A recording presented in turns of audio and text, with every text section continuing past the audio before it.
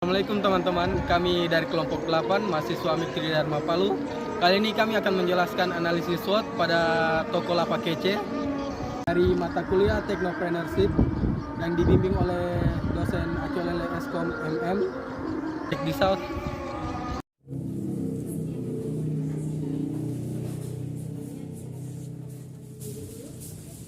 Nama saya Zakia Nur Ramadan. Apalagi nama aja, umur 22 tahun. Dan itu aja, selain saya masih mahasiswa juga di Universitas Trisakti.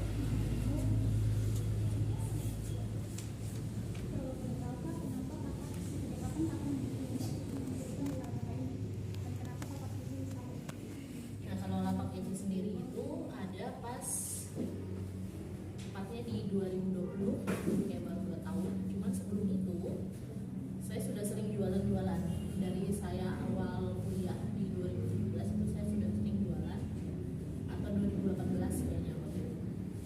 Media sosial yang pakai Facebook terus saya gunakan, terus sampai akhirnya saya coba Instagram itu pas pandemi.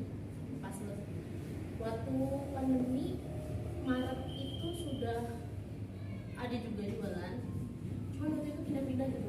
Saya coba semua, snack saya jual, snack yang viral saya jual, pokoknya ada lagi apa tote yang baru saya jual, sampai akhirnya satu produk kacamata itu bulan Maret. Tapi habis itu langsung pandemi yang hebat, orang-orang suruh libur kan. Waktu itu saya pulang kampung, akhirnya saya balik lagi. Jadi saya lihat peluang di Instagram, jadi saya coba mainin Instagramnya.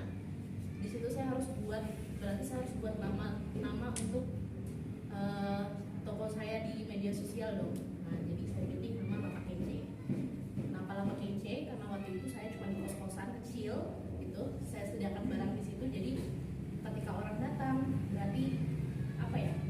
Orang misalnya walaupun tempatnya kecil, jadi saya kasih nama lapak dan dalamnya ada produk-produk kacamata. Kenapa saya pilih kacamata? Karena waktu itu apa ya? Saya udah coba banyak-banyak barang, tapi yang kena banget sama saya itu produk kacamata. Saya mudah sponsornya, bagaimana saya bisa saya gunakan sendiri kacamatanya, ternyata cocok di saya. Kebetulan saya juga kacamata banyak, ini kacamata tuh produk yang saya suka banget karena cocok banget di saya gitu. Jadi semua produk yang saya jual itu produk yang cocok sama saya. Saya nggak akan jual walaupun ada yang viral, misalnya ada kacamata yang viral, tapi itu nggak saya suka, nggak cocok di saya, nggak saya jual. Gitu sih. Terus apa yang membedakan usaha kakak dengan produk itu sejenis? Yang membedakan apa ya? Kalau sekarang kan mungkin sudah banyak juga. Kalau lalu waktu saya buka toko kacamata, ternyata ada sudah yang besar duluan. Apa ya? Kalau jenis-jenisnya pasti hampir sama, harga juga hampir sama. Saya nggak pernah mau bersaing harga. Di sana misalnya ada kacamata nih 25.000, saya langsung kasih turun 15.000. Saya nggak pernah kayak gitu. Saya selalu ngecek harga pasar berapa, saya ikutin aja. Yang membedakan adalah mungkin cara saya promosi, gimana saya di sosial media, gimana saya berinteraksi sama followers saya, terus gimana juga pelayanan di tokonya. Jadi itu yang saya tingkatkan sih, pelayanan di toko, bagaimana kita di sosial media, bagaimana cara promosinya. Mungkin itu yang membedakan. Kalau barang-barangnya kurang lebih sama, harga juga saya mengikuti harga di pasar. Terus untuk target kamu sendiri karena fokuskan ke mana? Targetnya ke pelajar, mahasiswa, karena kan teman-teman pelajar. Cuman alhamdulillah kalau sekarang kita udah bisa readykan juga kacamata untuk ibu, bapak-bapak, gitu kan. Jadi ada semua sih. Gitu. Cuman kalau target yang main Instagram lah sekarang, pasti kan mahasiswa, pelajar. Kemudian strategi apa yang kita terapkan untuk menjadi kompetitor yang bisa diisi? Strategi apa ya? Saya cuma menjalankan sosial media yang ada sekarang aja gitu. Saya ngikutin apa yang sekarang ada, TikTok Shop, ada Shopee, itu dijalankan aja sama Instagram. Karena menurut saya followers Instagram itu aset. Jadi gimana caranya makin hari saya harus makin bikin orang tertarik sama akun saya. Akhirnya mereka coba beli. Gitu aja sih. Untuk strategi lainnya itu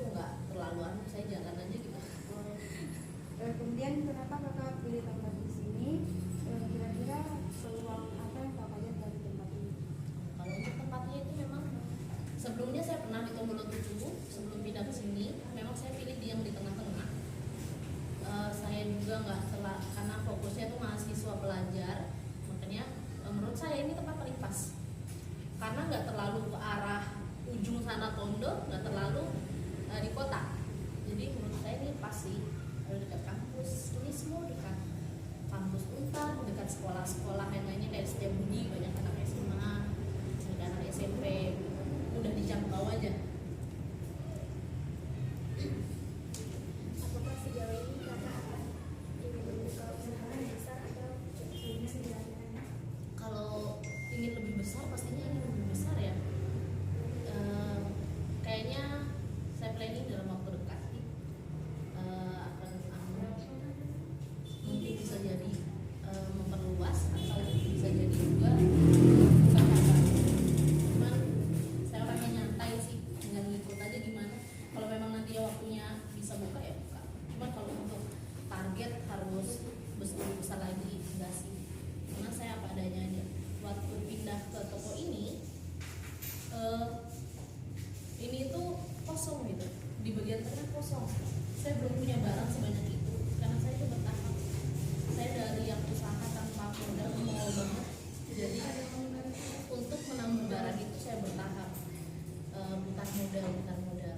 Pas bisa kontrak di sini barang saya cuma sedikit, dia cuma di pinggir, di tengah ini kosong, nggak ada barang. Akhirnya saya bisa tambah lemari, bisa tambah rak, jadi bisa penuh sampai sekarang. Jadi kalau untuk yang terbesar pasti mau, cuman nggak ada target, ikut aja gitu. Kalau bisa ya udah, kalau enggak ya. Faktor apa yang menghambat kakak untuk mencapai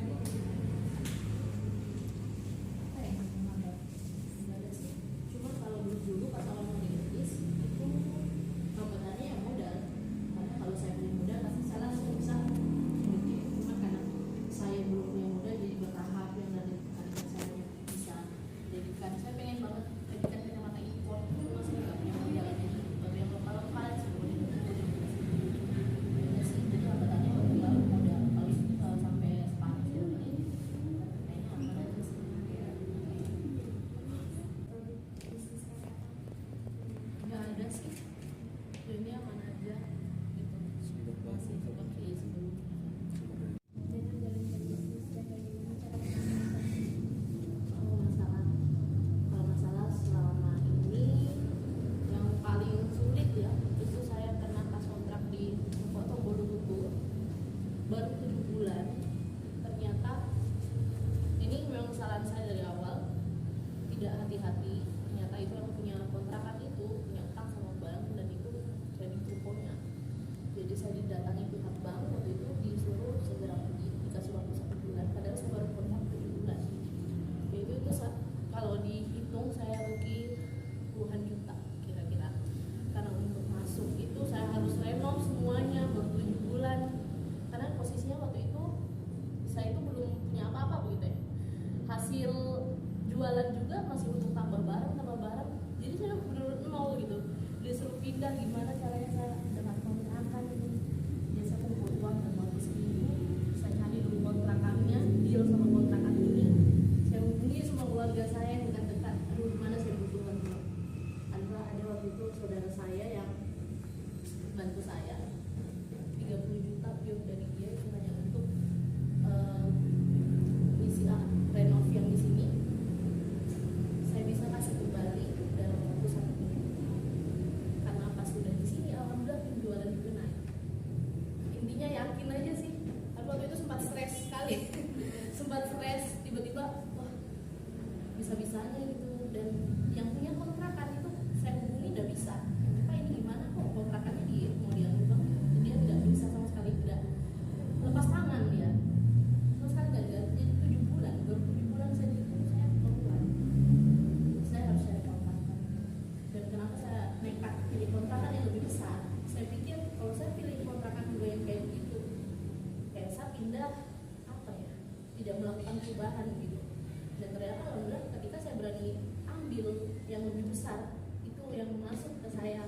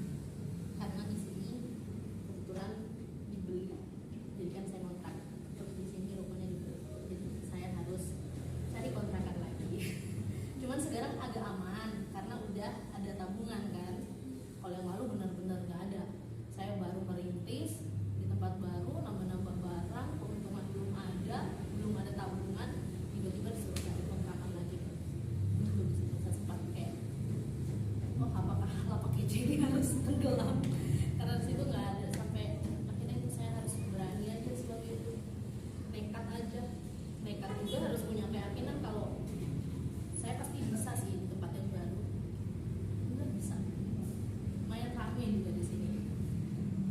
Kak, mungkin ada yang katanya sampaikan pesan untuk orang yang baru masuk ke dunia bisnis. Untuk baru masuk ke dunia bisnis apa ya, konsisten, niat. Kalau menurut saya modal itu urusan belakang, karena waktu itu saya sama sekali nggak pernah modal. Yang penting kita konsisten, jangan apa ya, nggak laku hari ini terus berhenti, langsung aja. Misalnya jual barang ini ternyata nggak jalan, coba lagi yang lain. Selain terus jangan apa ya, niatnya baik aja. Kita jualan untuk apa, jangan jualan untuk saya ikutin ini, jualan ini pasti jatuh harganya. Itu apa ya, jangan bikin orang lain lihat usaha kamu, orang lain sakit hati, itu parah banget itu. Jangan- iya, merusak pasar itu udah sadar kayak gitu kan. Jangan begitu, apa ya, jalanin aja gitu dan niat konsisten. Kayak saya, seperti yang saya bilang di awal, saya nggak tahu ini bisa jadi contoh atau enggak. Saya bisa pernah jadi reseller salah satu butik yang besar banget. Udah tau lah, butik yang pink-pink. Saya jadi resellernya, masuk grupnya waktu itu cuma posting aja. Terus kalau ada yang beli kita ambilkan.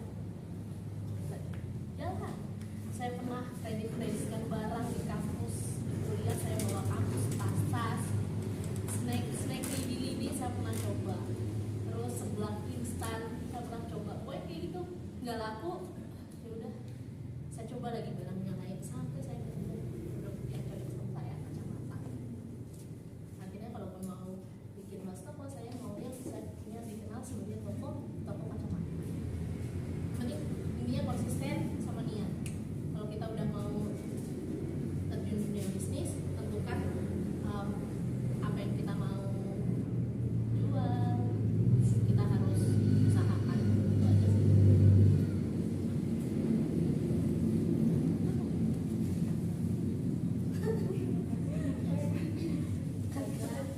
Terima kasih untuk waktu yang telah Kakak berikan. Lebih dan kurangnya kami mohon maaf. Jika ada kesalahan kata, Assalamualaikum warahmatullahi wabarakatuh. Baiklah, kali ini saya akan menjelaskan hasil analisis SWOT pada usaha Lapak Kece. Untuk kekuatannya sendiri itu mereka punya sumber daya manusia dan itu cukup memadai. Juga mereka menjual produk yang cukup diminati masyarakat dan harganya cukup terjangkau. Mereka juga mengandalkan sosial media sebagai media untuk pemasaran produk mereka.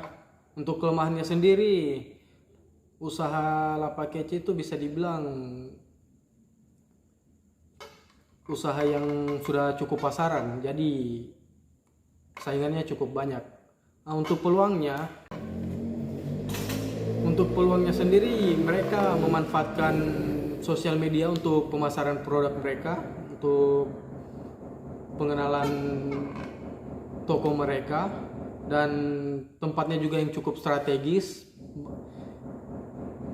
Banyak peminat di kalangan mahasiswa atau pelajar yang beli di sana karena harganya yang cukup terjangkau. Dan untuk ancamannya sendiri itu banyak pebisnis yang melakukan banyak pebisnis yang bergerak di bidang yang sama dengan mereka, dan banyak pebisnis yang menawarkan harga atau produk yang lebih murah dan kualitasnya cukup sama. Perkenalkan, nama saya Nurul Hikmah dengan NIM 20212041. Di sini saya akan melanjutkan menjelaskan tentang strategi SWOT-nya, yang dimana ada strategi SO. Lapak Kece ini menggunakan aplikasi Instagram sebagai media untuk melakukan penjualan secara online. Dan bisa dibilang tempat di Lapak Kece ini sangat strategis dan harganya tergolong murah sehingga banyak diminati. Dan yang kedua ada strategi WO. Tempat yang ditempati saat ini sangatlah strategis karena berada di tengah-tengah kota dan dekat dari kampus. Dan yang kedua, usaha lapak kece ini harus memiliki target penjualan produk agar mendapatkan keuntungan. Selanjutnya akan dijelaskan oleh teman saya. Assalamualaikum warahmatullahi wabarakatuh. Perkenalkan, nama saya Rahma dengan NIM 2021-2027. Di sini saya akan melanjutkan menjelaskan dari strategi ST, di mana usaha lapak kece ini harus membuat promo di setiap bulannya agar pelanggannya lebih meningkat dari sebelumnya. Kemudian ada strategi WT. Usaha lapak kece tersebut harus membuat iklan yang lebih unik agar menarik minat pembeli. Sekian penjelasan dari saya. Kemudian akan dilanjutkan teman saya. Terima kasih. Mobile commerce dengan hasil analisis riset SWOT. Hubungan analisis SWOT dengan materi mobile commerce adalah dapat mempermudah melakukan pemasaran produk di media sosial dan dapat melakukan transaksi secara online. Assalamualaikum warahmatullahi wabarakatuh. Perkenalkan, nama saya Putri Regina Prayogo Tokalang. Di sini saya akan menjelaskan sedikit tentang kesimpulan dari makalah yang telah kami buat. Di sini saya akan menjelaskan sedikit tentang kesimpulan dari makalah kami. Berdasarkan hasil analisis SWOT yang sudah dibahas, dapat kami simpulkan bahwa strategi pemasaran yang dilakukan oleh pengusaha lapak kece dapat dilakukan secara online maupun offline. Di mana yang dimaksud dengan pemasaran secara online itu adalah dengan memanfaatkan dan menggunakan teknologi atau media sosial sebagai tempat untuk mempromosikan produk aksesoris tersebut. Sedangkan yang dimaksud strategi secara pemasaran offline adalah dengan melakukan promosi secara langsung kepada konsumen yang datang ke lapak kece sendiri. Baik, mungkin itu saja kesimpulan yang bisa saya paparkan. Lebih dan kurangnya saya mohon maaf. Wassalamualaikum warahmatullahi wabarakatuh. Sekian materi yang telah kami bahas. Untuk lengkapnya kalian bisa cek di blog kami, atau kalau kalian mau download juga bisa cek linknya di deskripsi. Sekian dan terima kasih.